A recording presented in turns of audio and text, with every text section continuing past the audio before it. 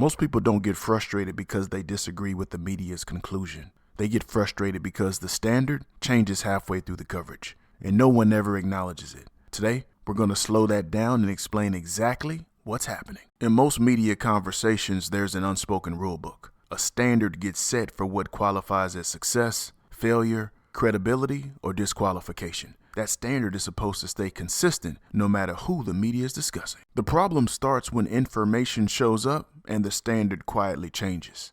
Nobody announces it, nobody rewinds the tape, and nobody admits the rule book just got rewritten. The conversation moves forward as if the new standard was always the standard. That's why people feel manipulated even when nobody is technically lying. An expectation gets set early in the coverage, and when that expectation disappears without explanation, it creates friction. You're not reacting emotionally. You're noticing that the standard no longer matches the conversation. You can usually spot a standard change by listening for certain phrases like, "Now we know more," "That was never the point," or "It's more complicated than that." Those types of phrases often signal that the rules are being adjusted midstream. Those phrases aren't always dishonest, but they are revealing. So why does this keep happening? Our speed culture rewards being first, not being correct, and not being consistent over time.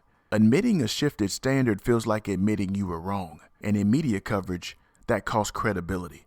So it's easier to move the goalposts than to acknowledge the miss. Here's how to listen differently going forward. Don't argue the outcome first. Ask whether the standard stayed the same from start to finish. If the standard changed, that's the real story, whether anyone admits it or not. Press room breakdown exists to slow moments like this down, not to tell you what to think, but to help you hear what's actually happening beneath the words. Once you recognize the pattern, you'll never listen to the media the same way again.